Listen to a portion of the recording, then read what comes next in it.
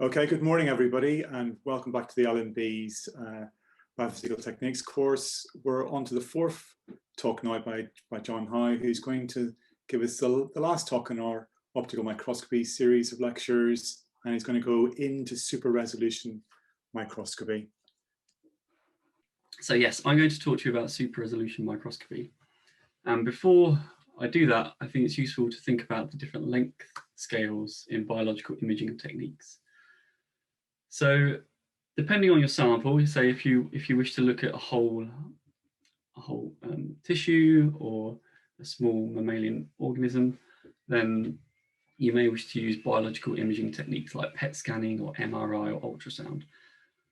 On the other end of the scale, if you want to look at individual molecules, then you're probably more likely to opt for electron microscopy because this has the highest resolution.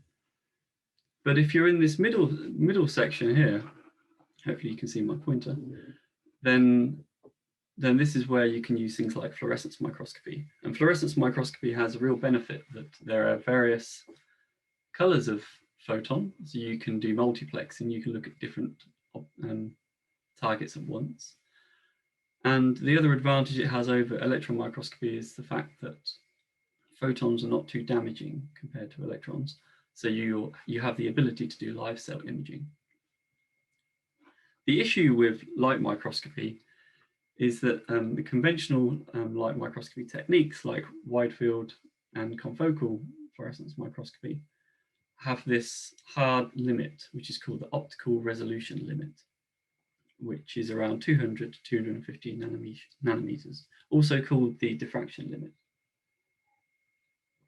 And if you want to get beyond that limit, you have to do another technique, which is called, or one of these other techniques, which are called super resolution techniques. So these are still light microscopy techniques, but they circumvent this optical resolution limit using clever tricks. So in order to understand the reason behind this optical resolution limit, we have to think about what happens when you take an image.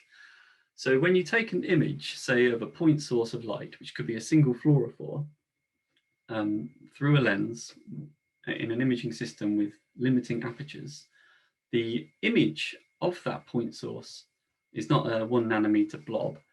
It's unfortunately blurred out quite a lot because of the diffraction that occurs due to the wave nature of light. And this blurred out blob in the image is called the point spread function. And this is what it looks like here on the right-hand side. So if we look at the XY cross-section, it forms this thing called the Airy pattern, which has a central maxima, then a minima, and then a maxima and a minima, and it forms these concentric rings, which just go on and get dimmer and dimmer. In the XZ profile, it's much taller than it is wide in the XY profile, so the Z resolution for most microscopes is worse than the XY resolution. So what you have to imagine is that in your image, every dye molecule in the sample is substituted in the image with a PSF. And this influences, the size of this PSF influences your resolving power. So what we have to consider here, is that there are a few criteria which are used to describe resolution, such as the Rayleigh, Abbe, and Sparrow criteria. And they define how close together, or actually the minimum distance these spots need to be apart in order for them to be considered resolvable. And each of these criteria has an equation behind them, and the result of those equations are actually very similar, but different people use different resolution criteria. So you might see different equations out there in various presentations. Today, I'm mainly going to use the Abbe resolution equation, which you'll see in the next slide. Now, sometimes when you're doing imaging, your molecules are monodisperse. So a more practical way of measuring resolution from an image is actually to look at just this central airy disk and measure the full width at half maximum intensity. And the result of this measurement, the full width half max, is actually very close to the Abbe limit. And this value for a high NA oil immersion lens comes out, generally speaking, around 200 to 250 nanometers laterally in XY, whereas the axial resolution tends to be 2 to 3 times bigger, at least. This is the best case scenario for an oil immersion lens at about 500 to 700 nanometers. So where do these numbers actually come from? Well, here is the Abbe resolution limit. So it was obviously thought to be quite an important thing because they put it on his memorial in Jena. And you can see on the right, here's the equation. D, which is the lateral resolution, equals the wavelength of light divided by 2 n sine alpha.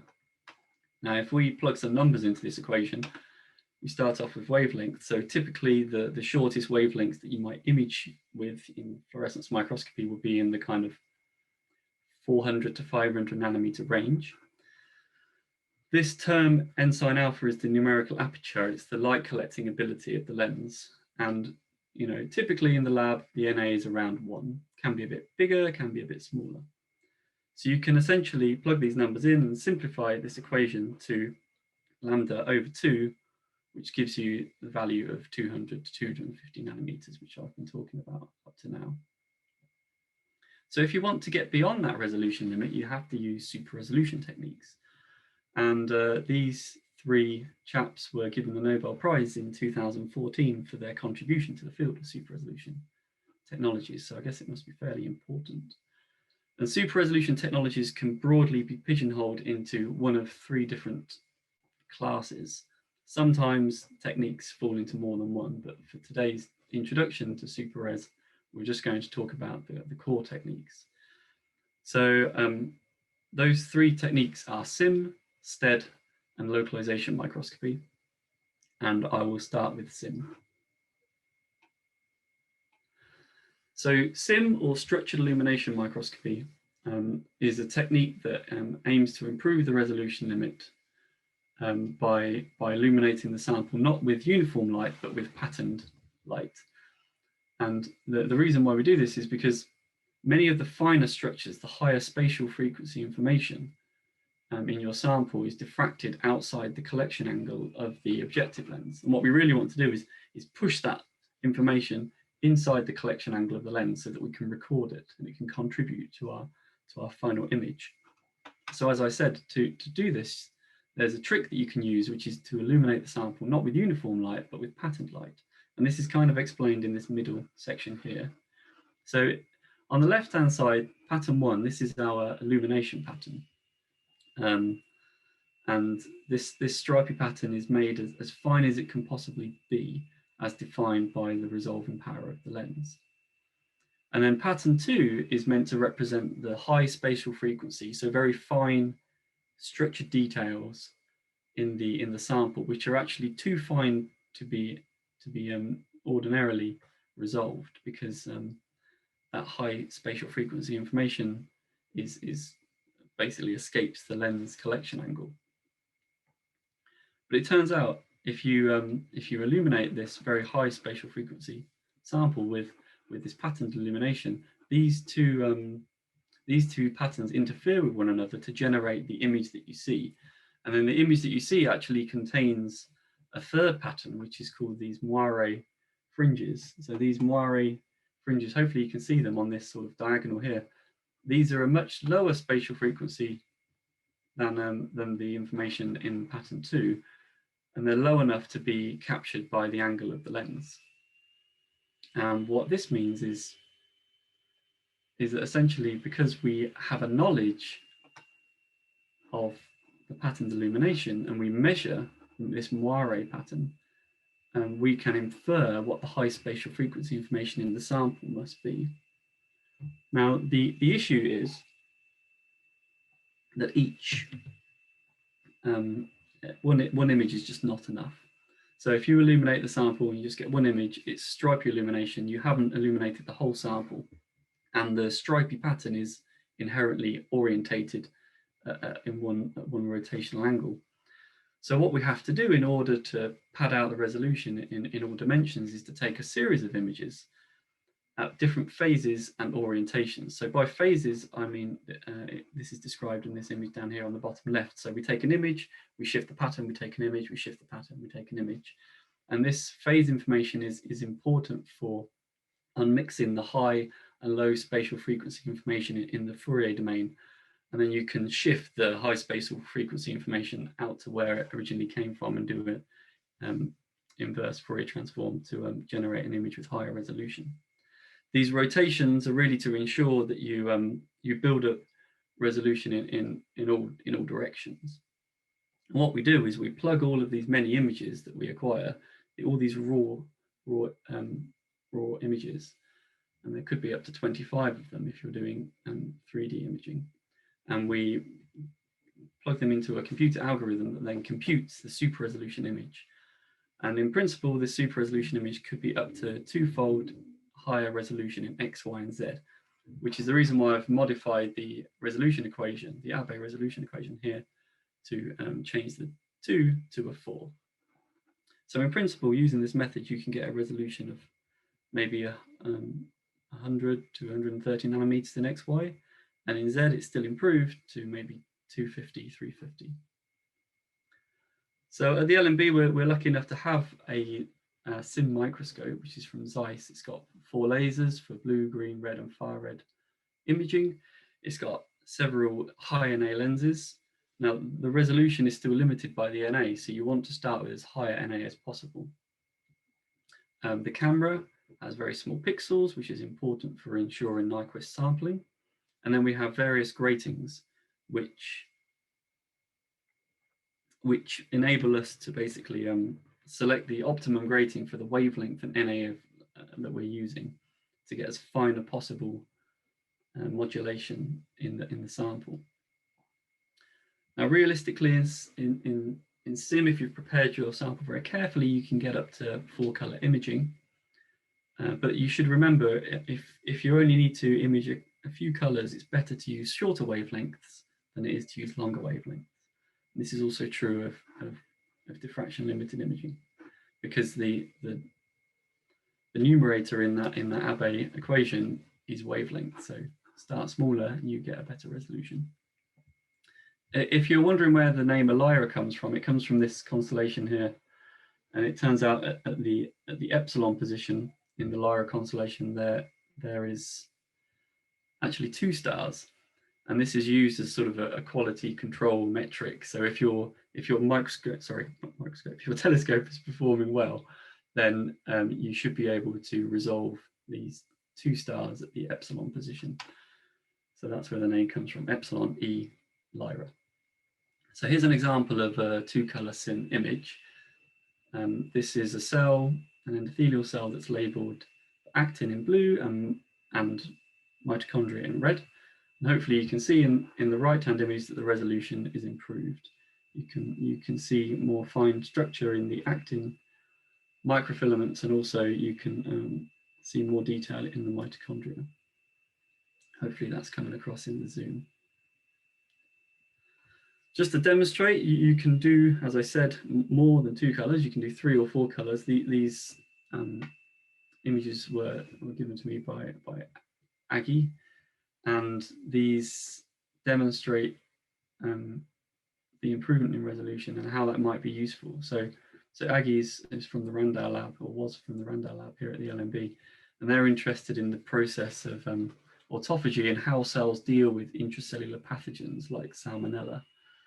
So in both of these images, the salmonella are in blue, and then the other colors are various components of the autophagy machinery locating to this intracellular pathogen and targeting it for degradation.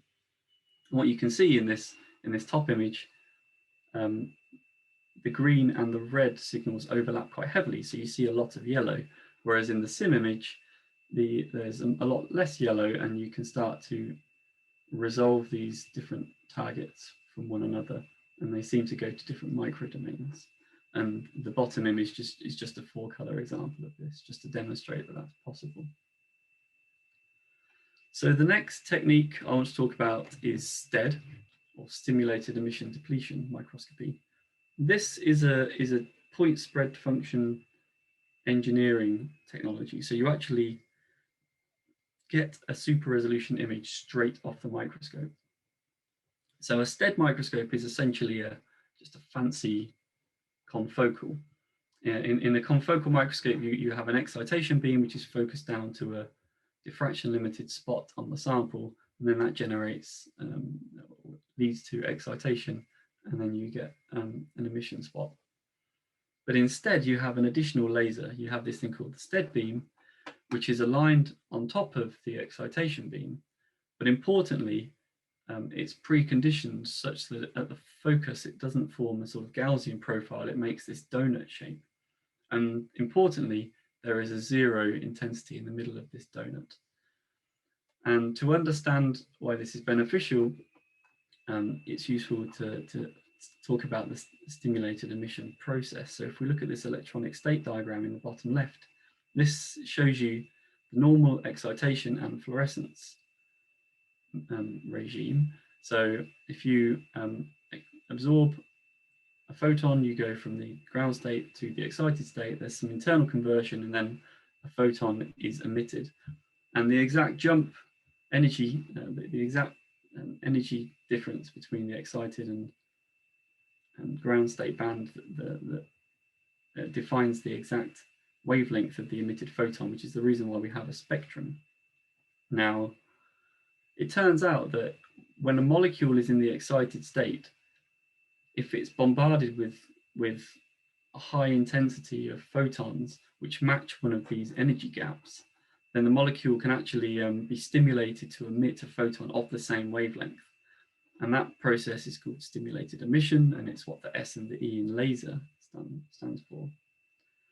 So how do we practically use this? Well, what we do is we pick a wavelength for the STED laser beam, which sits at the far end of the emission spectrum of your fluorophore. And then what that means is all the molecules around the outside of the excitation spot are induced to undergo this stimulated emission process, which means that only those molecules in the very center are able to undergo the regular fluorescence process. And therefore, that means the effective emission spot is made much smaller. And because your emission PSF is much smaller, your resolution is better. The nice thing about STED microscopy is that in theory, you have limitless resolution. So your resolution is defined by how high your STED laser power is. So on the left-hand graph here, you can see resolution on the y-axis and STED power, or I, on the x-axis. And the higher you turn the STED power, the smaller the emitting volume becomes, the better the resolution is. Now, each molecule, each fluorophore has a property called the saturation intensity, which is the STED power which is needed to quench emission by 50%. And if we take this saturation intensity term and also the STED power, I, and we plug them into a modified version of Abbe's equation, we get this. And you can see from this modified equation that essentially the lower the saturation intensity or the higher the STED power, the smaller this term D becomes, the smaller the emitting spot becomes, and the better the resolution can be. And typically we can get resolutions of 25 to 80 nanometers for biological samples. But importantly, if you're squeezing the PSF only in X and Y, your Z resolution doesn't get any better. So your Z resolution is the same as confocal. But there is a way of improving Z resolution, which I'll come on to in a second. So one thing to remember is that the STED microscope is basically a confocal. So it's raster scanning this excitation and superimposed STED spot over the sample. And what this means is that any given molecule in your sample is exposed to multiple rounds of excitation and STED depletion before the imaging spot, this green spot, actually reaches it. So this can lead to quite a lot of bleaching. So it's very important with STED that you make your sample very carefully, use anti-fade agents, get the labeling density as high as you can. Now, I mentioned a minute ago that we can improve the Z resolution as well. And one method of doing this is to separate the STED laser into two paths. In one path, you precondition the STED laser beam so that it forms this donut shape in XY.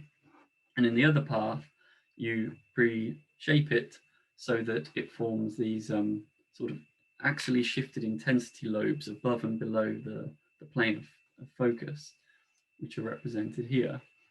So what that acts to do is squeeze the emission volume down in Z.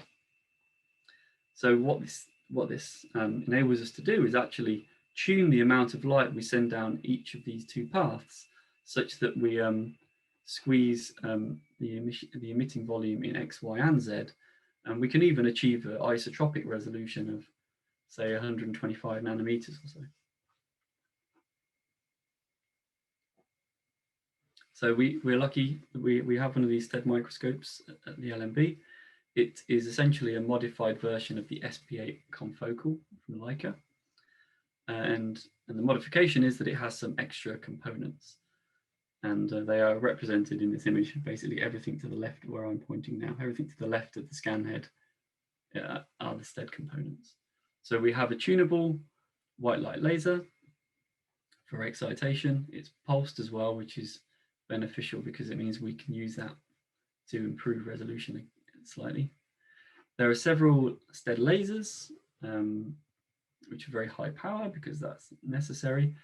One at 592 for depleting green dyes, one at 660 for depleting red dyes, and one at 775 for depleting far red dyes. There's this STED alignment unit, which is bolted directly onto the scan head, which is the thing which basically ensures that the STED donut is aligned on top of the excitation spot. And some of the detectors also have time-gated electronics, which enables us to improve the resolution slightly in combination with the pulsed excitation source. One thing to remember is, just like with a regular confocal, the scan time scales with the frame size.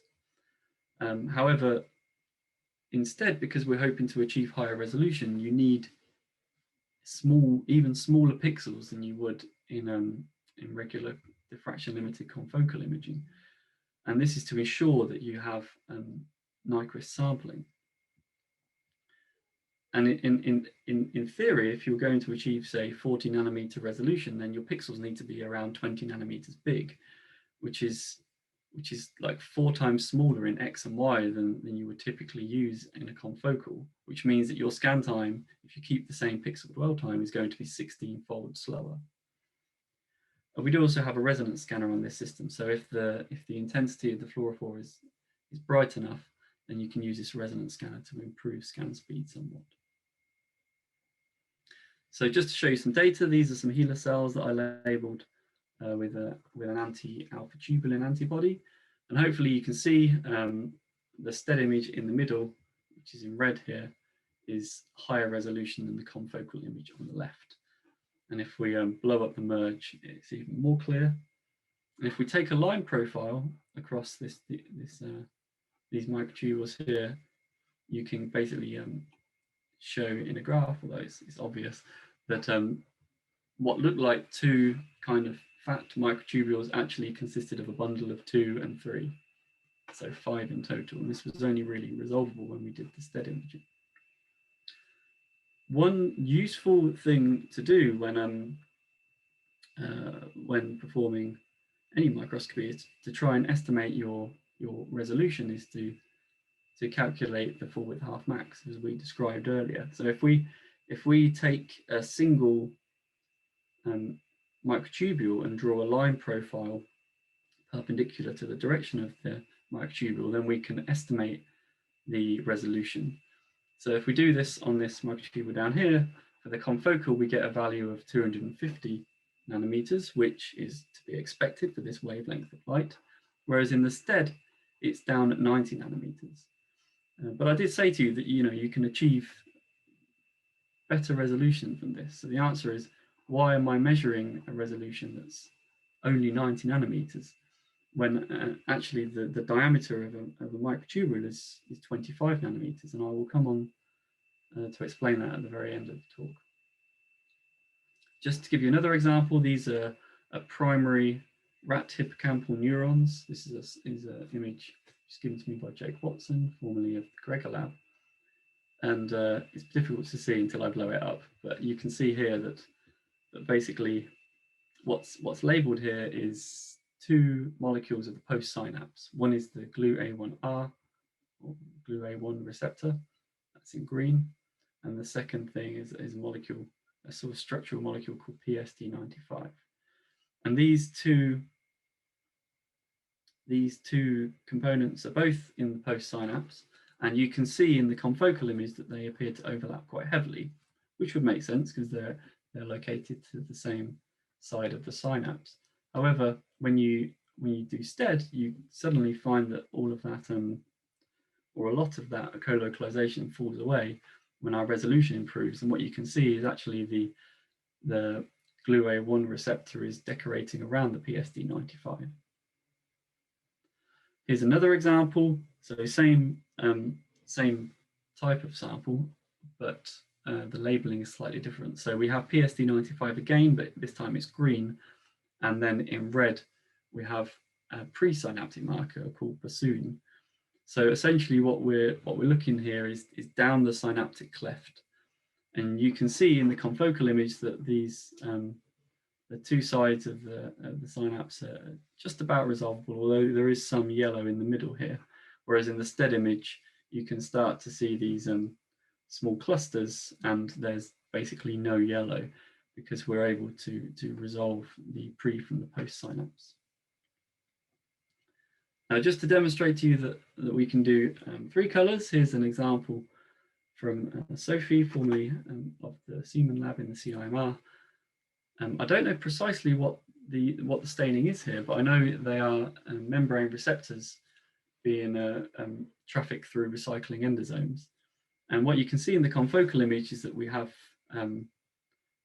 quite a lot of co-localization. So we have yellow and we have cyan, which is reflective of various molecules being perceived to be at the same location. But then when we do the STED imaging, we get much more resolution. Unfortunately, I don't have a further blow up here, but essentially you can see, for example, in this green thing here, this green blob becomes a circle. So that's probably something like a vesicle. And a lot of the co-localization has gone away. We can see the individual colors more clearly separated from each other. Okay, so the final type of super res technique that I'm going to talk about today is called localization microscopy, sometimes called single molecule localization microscopy. And localization microscopy actually comprises many techniques, all with their own acronyms. It's quite confusing. But the original techniques that came underneath this umbrella term were Palm and Storm. And latter techniques are sort of derivatives of that. So I'm going to talk about Palm and Storm mainly today. So localization microscopy works like this. In the standard diffraction limited image, you have multiple fluorophores, and the PSFs of those fluorophores essentially overlap, so they're unresolvable. So you can't really tell in this blob how many fluorophores there are. So in order to get around this problem, what we do in localization microscopy is image these molecules separated in time. So we somehow contrive to have only a subset of molecules switched on in any frame of a time series which we collect. And what this enables us to do is localize the centroid position of the molecules. And then we build up a map of these centroid positions. And this is the super resolution image. In this technique, you can achieve resolutions of, say, even 10 nanometers at best, but typically 25 to 40. And the Z resolution can also be improved down to 50 nanometers. And the question is, how small can we make these these blobs in the super res sort of map that we generate.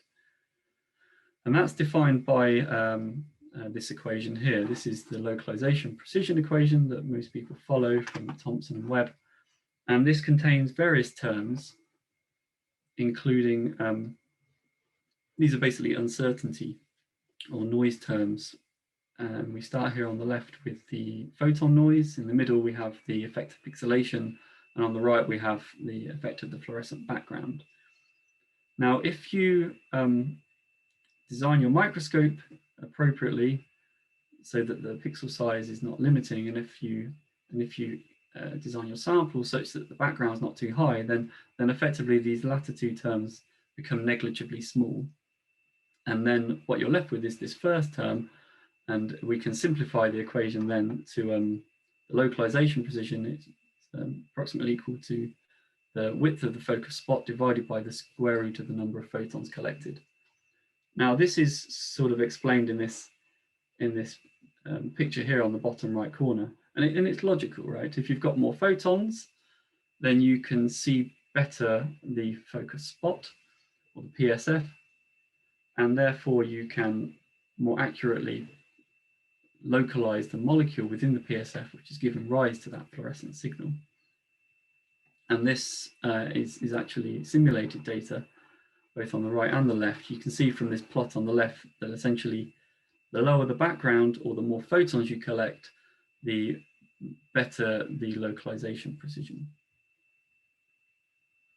So in practice, what happens is you take many, many images. You take a time series of tens or even 100,000 images on a camera, maybe a CCD camera.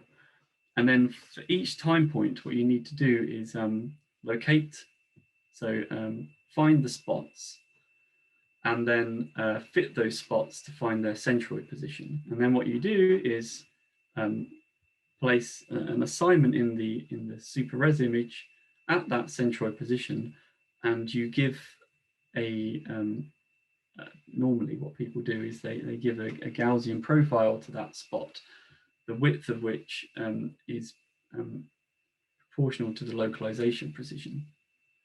So very well localized molecules where lots of photons were detected are represented by a bright, narrow spot in the super res image, whereas very poorly localized molecules where there are very few photons are very broad, blurred out spots. They don't contribute as much, which seems fair. Now, I mentioned that there are various different types of localization microscopy technique, and the first one I'm going to talk about is photoactivation localization microscopy, or PALM. Now, PALM uses optical highlighter fluorescent proteins, which were introduced by Ben in his talk on Tuesday. These, there are various types of optical highlighter fluorescent proteins, but the most useful ones for PALM are the photoactivatable fluorescent proteins and the photoconvertible fluorescent proteins. And the way in which they work and the way in which you use them for PALM is ever so slightly different.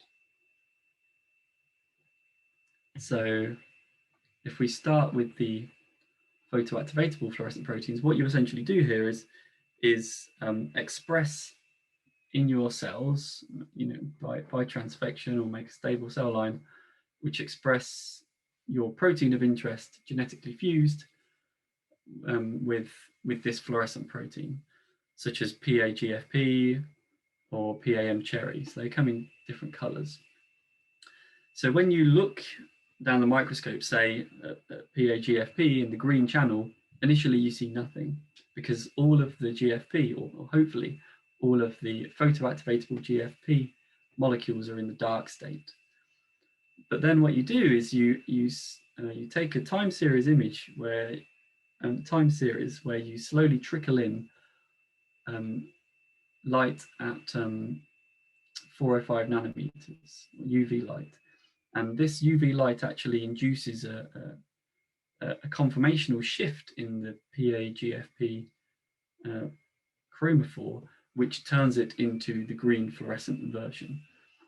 And the idea here is that we just wish to switch on a very small subset of the molecules in the field of view in any frame, and then we image them, get as many photons as we can out of them within the integration time of the camera, and then hopefully they bleach, and then in the next frame, maybe another PAGFP molecule will become activated and then can be imaged and localized. And we just repeat this process for many thousands of frames.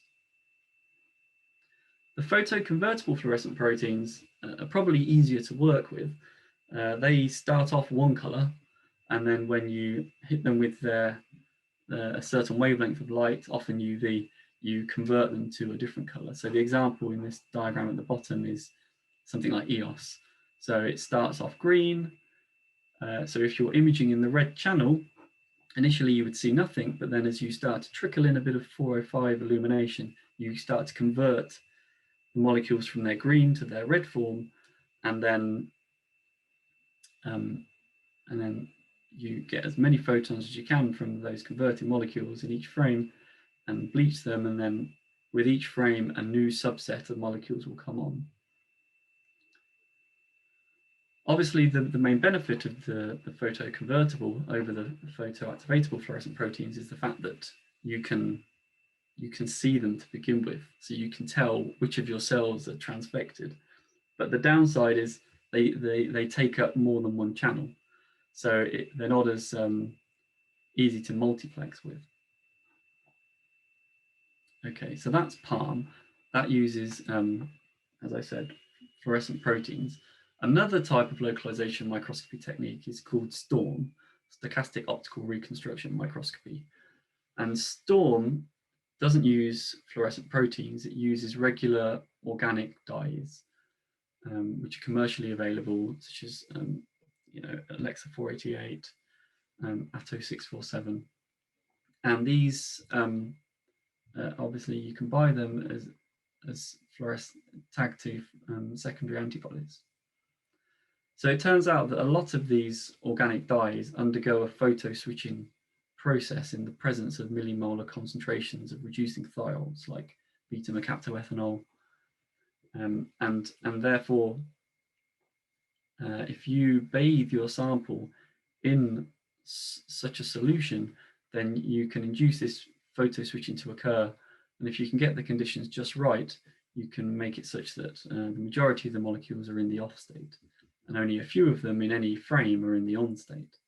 So this is it's kind of demonstrated here in this electronic state diagram in the bottom left corner. So what you have to imagine is ordinarily when you image by fluorescence microscopy, the molecules go from the ground state to the excited state with the absorption of a photon, and then they emit another photon, and they cycle through this process many times. And the fact is, each time they do this, there is a possibility that they might return to the ground state via this triplet state, which is slightly longer lived. And from this triplet state, they can be reduced to this long-lived off state. And this is essentially what we aim to do in a STORM experiment. So in this, what we do is we illuminate the sample with very high intensity excitation power to get the molecules cycling through this absorption and emission process, and then hopefully at some point they end up in the triplet state and are then reduced. And because they live for a long time in the off state, you sort of start to shelve molecules in that off state, and you aim to get 99% of the molecules, if not more, in that off state. So only a few of the molecules are emitting at any one time. Now, from this off state, the molecules obviously need to get back to the fluorescent state in some way, and this is an oxidation process. And this can actually be facilitated quite often using UV light. So it's a kind of a photo oxidation. So I've got a movie here, which is a movie that I took of Alexa 647 stuck on glass. And what you can see in this movie is that when I move to a new field of view, all the molecules are switched on. And then as I illuminate with high intensity Alexa 647 laser power, the molecules start to switch off. So you see there, they're getting switched off, most of them are being shelved. And then if the blinking becomes too sparse, I can add in 405 nanometer light, which is what I'm doing here in bursts. And that induces this oxidation process. and enables me to regulate the blinking density so that I'm not taking all day to take a single image. Because you need many millions of localizations normally on a typical biological sample. So I should warn you that some of the dyes that are the brightest dyes are also far more easily oxidized, and therefore in order to shelve enough molecules in the off state, you have to use oxygen scavenging systems such as glucose oxidase and catalase. But this is just another component of the so-called blinking buffer. And actually there's been quite a lot of development in blinking buffers in recent years. So now there are STORM buffers that work for many different fluorophores simultaneously. So that's very helpful. We have a STORM microscope, which we purchased from Nikon. It's shown here. So this microscope has a turf illuminator, which is helpful for improving the background level, which, as we spoke about a few slides ago, improves our localization precision. It has 4 lasers, so we can do blue, green, red, far red imaging, high NA objectives, which is a useful starting point, very sensitive camera. And what's actually particularly useful in this system is it has a thing called perfect focus system, PFS. This is a hardware focus stabilization, and it basically is really, really helpful when you acquire STORM or PALM data, because the acquisition time can actually be, many tens of minutes, and you really don't want the sample to drift in Z at all during that time. Otherwise, the image that you generate will basically be a Z projection image. So the PFS basically eradicates Z drift. And then we also have a software XY drift correction, which basically deals with that lateral movement that might happen over the course of the hour or so of imaging. There's also this cylindrical lens, which you can't quite see in the image, but it sits between the microscope body and the camera. And this enables us to give some 3D, so Z position mapping of each of our molecules, which I'll show you in a moment. So I mentioned turf microscopy. So turf is a very useful illumination technique when you're doing single molecule imaging, because it restricts excitation to very close to the cover glass, so the whole does not get illuminated. And the way it works is you basically direct the laser at the sample, not straight at the lens, but at the edge of the lens, and then it approaches the sample at an angle. And if that angle exceeds this so-called critical angle, then the phenomena of total internal reflection occurs, rather than the light passing through the cover glass and being refracted. So at the surface where the total internal reflection occurs, this evanescent wave is generated, and this decays very rapidly in Z. So this means that excitation can only occur if the fluorophores are really close to the cover glass, and we're talking about a couple of 100 nanometers at most. So this is only applicable if you're working with say cell surface membrane molecules like receptors, or maybe you do some sort of in vitro reconstitution experiments like a microtubule molecular motor movement. Okay, so the reason I'm introducing this is because this next image is a turf image, so I felt I should at least explain why the background is so low. This is an image of HeLa cells labeled for cavin-1, which is a caveoli coat protein. And the secondary antibody I used here is Alexa 647. So this is the turf image, and then on the right is the STORM image. And hopefully you can see over Zoom that the dots here in the STORM image are much, much smaller. And what I can actually do is blow up this image over and over again until we can see individual caveoli, and they're not blobs any longer. They're sort of cup shapes, or maybe even full enclosed internalized vesicles.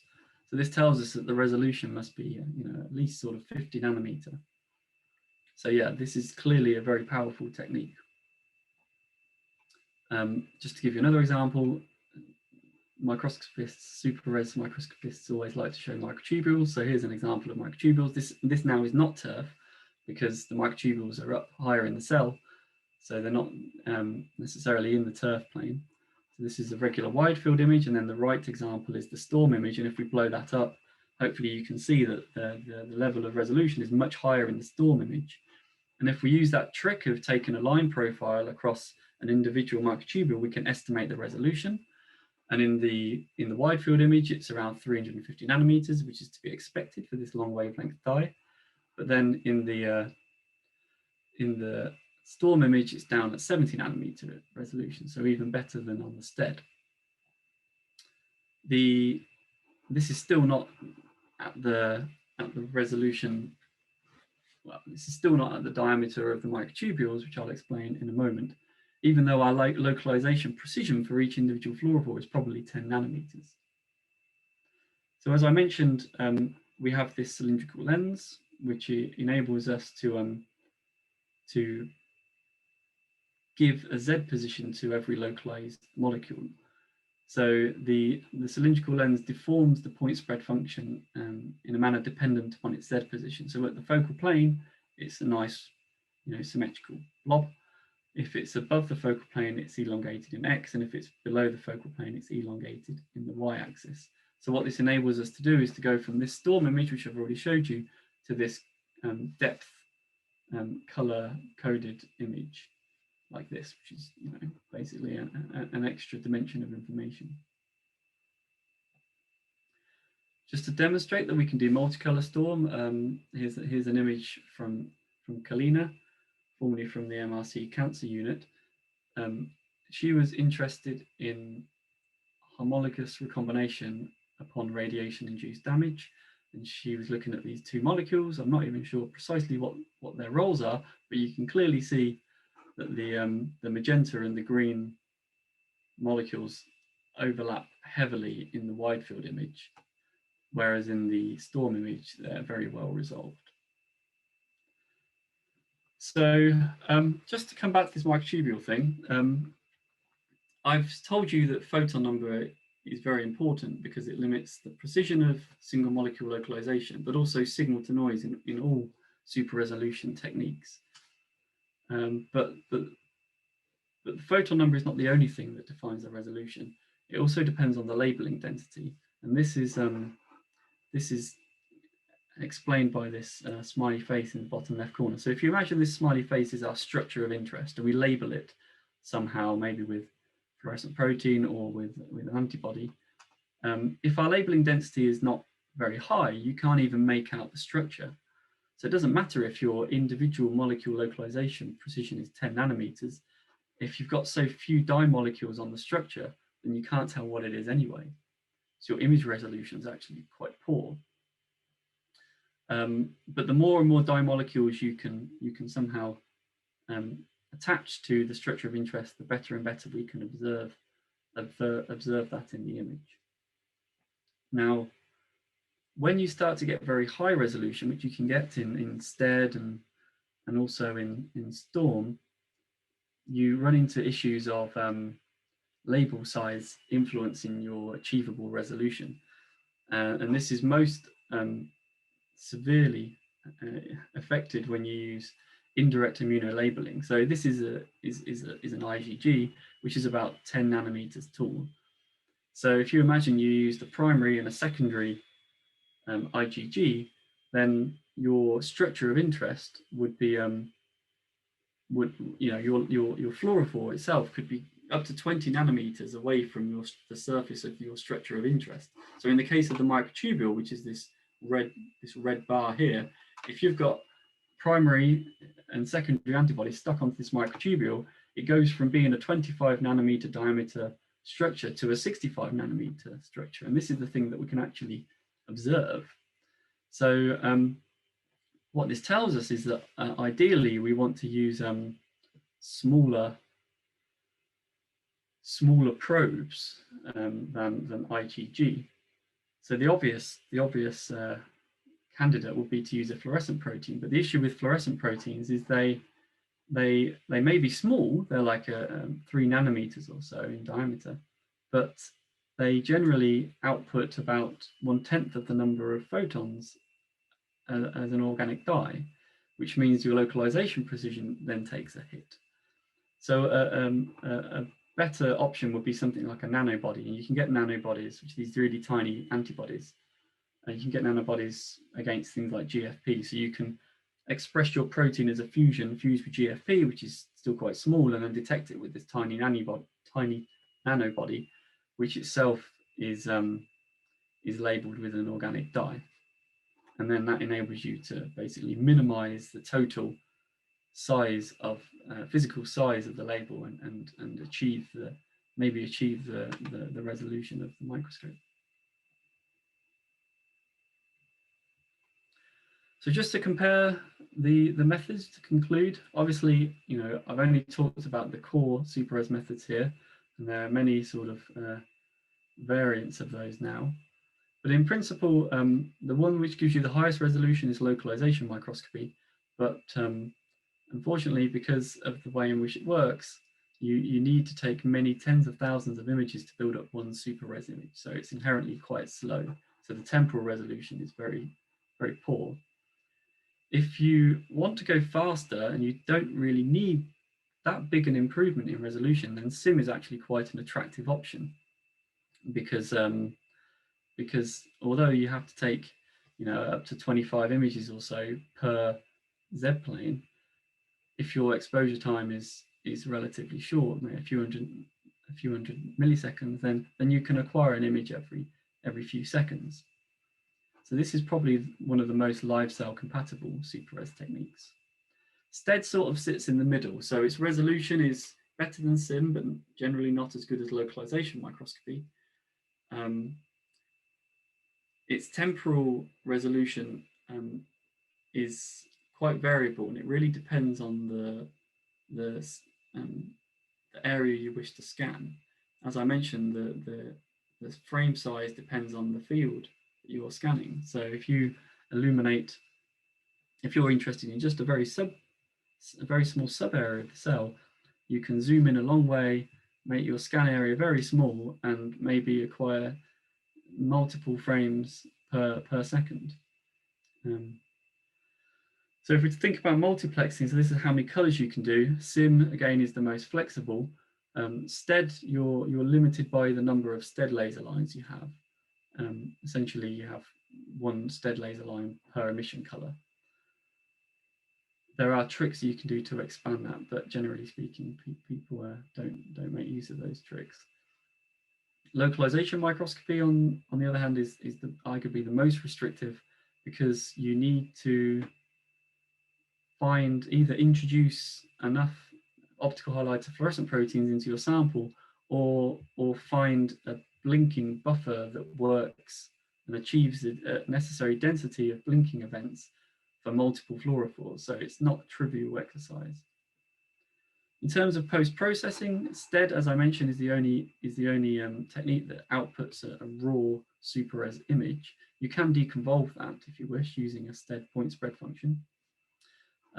SIM and localization microscopy each require more post-processing. So in both of them, you have to be careful about artifacts.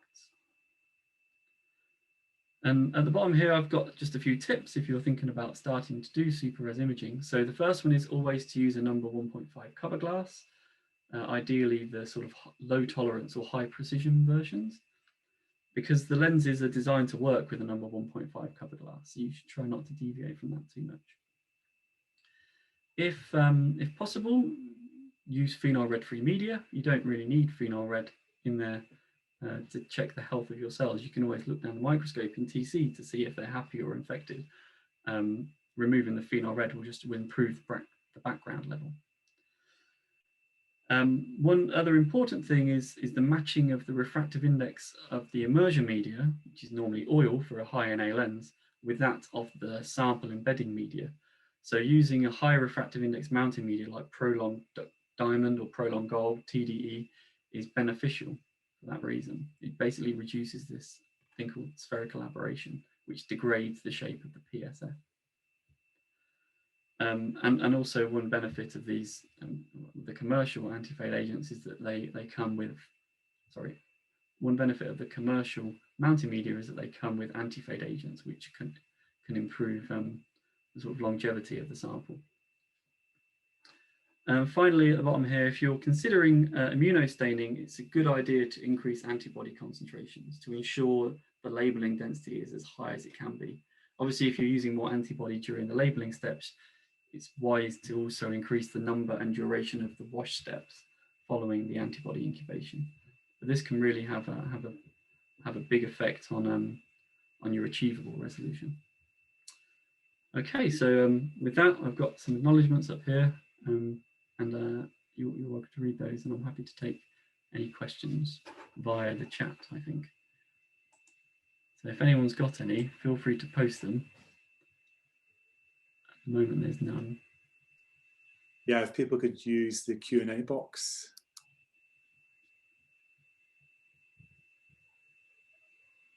Well, that was a great talk, John. It's all very, very well explained. So maybe perhaps you've covered everybody's questions already. Well, apparently so.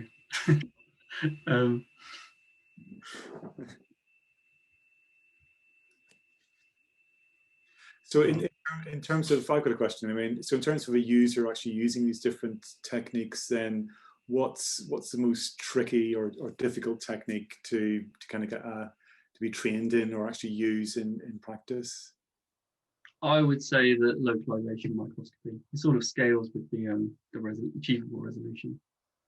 So SIM is not that much different to using a regular wide field microscope, and STORM, STED, you have to take great care in how you prepare the sample, and there's more parameters in the software that you can adjust. But normally people don't have too much problem. STORM or localization microscopy just requires particular dyes. It requires you to be able to make the blinking buffer. That blinking buffer needs to be suitable to get the same density of blinking events, or an appropriate density of blinking events for all of your different dyes. And then you've got a lot of basically flexibility in the analysis side of things. So you have a lot of control and input that you have to give over what is classed as a true blinking event. So yeah, there's just a lot more to do on the sort of image or STORM reconstruction side of things. Great. Yeah. See, I've got a question. Read it. So what's the maximum field of view of each technique? Well, essentially it's the same as in regular wide field imaging. There's, you can use, generally speaking, you use higher NA lenses just to achieve better resolution, because if you start at a high NA, which normally means high magnification, you can normally get a bit further. So you can fit a whole cell in the field of view, a whole mammalian cell, several tens of microns. But yeah, really, it depends on exactly what it is you want to do. If you want to do live cell imaging by STED, then your maximum field of view will be much smaller, because you're going to need to zoom in quite a lot and reduce the scan field. Thanks for asking a question there. Yeah. Are there any other final questions then? No? Okay, great, John. That's fantastic. So thanks for giving this talk, and thanks for everybody for turning up today. And you can join us again next Tuesday, when it'll actually be me giving a talk on fluorescence spectroscopy. So we're going up a scale into solution-based methods, and join us then. Thanks very much.